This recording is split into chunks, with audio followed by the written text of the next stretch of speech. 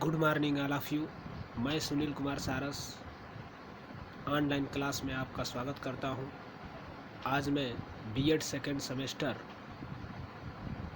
गणित शिक्षण के अंतर्गत शिक्षण विधियां लेकर के आया हूं। इसमें विश्लेषण विधि, जिसको कि एनालिटिक मेथड कहते हैं, उसके बारे में आज हम पढ़ेंगे।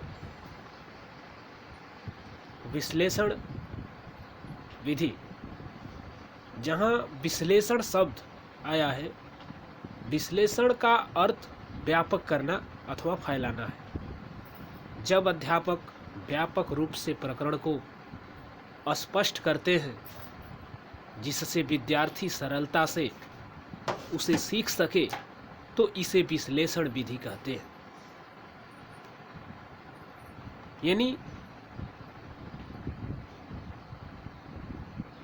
किसी का भी आप विश्लेषण कर रहे हैं, उसके छोटे छोटे टुकड़े में अगर आप उसको तोड़ देते हैं, उसका विश्लेषण कर देते हैं, तो उसे ही हम कहते हैं विश्लेषण करना या विश्लेषण मेथड। शिक्षण सूत्र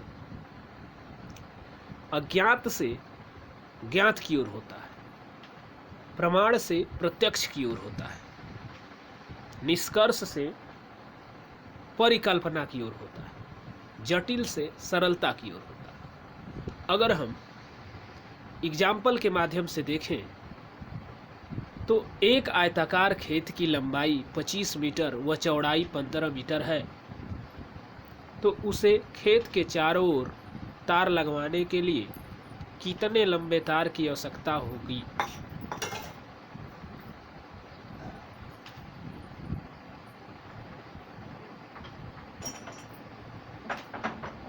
अब इसका आप सलूशन देख लीजिए, किस तरह से इसको सॉल्व करते हैं।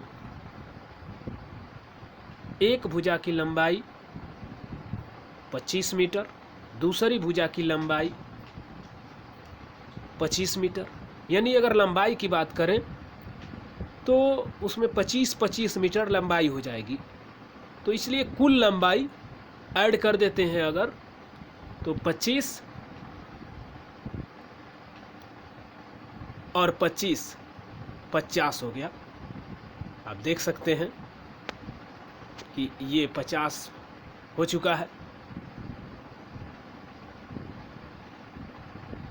एक भुजा की चौड़ाई 15 मीटर, दूसरी भुजा की चौड़ाई 15 मीटर, तो यहाँ पे कुल चौड़ाई जो है 30 मीटर हो जाएगा। अब आपसे चूंकि सवाल में परिमाप पूछा है, तो परिमाप के लिए आप क्या करते हैं, दोनों तरफ की लंबाइयाँ और प्लस दोनों तरफ की चौड़ाइयाँ, दोनों को ही हम क्या करते हैं, ऐड कर देते हैं, जोड़ देते हैं। तो यहाँ देखेंगे परिमाप बराबर कुल लंबाई कुल चौड़ाई, यानी कि टोटल 50 और 30 ऐड करने के बाद आपका आ गया 80 मीटर। तो इस तरह से ये 80 मीटर ज्ञात हो गया। यानी हमने विश्लेषण करके इस सवाल को सॉल्व किया, बच्चों से विश्लेषण करके सॉल्व कराया। अब देख सकते हैं आप इसके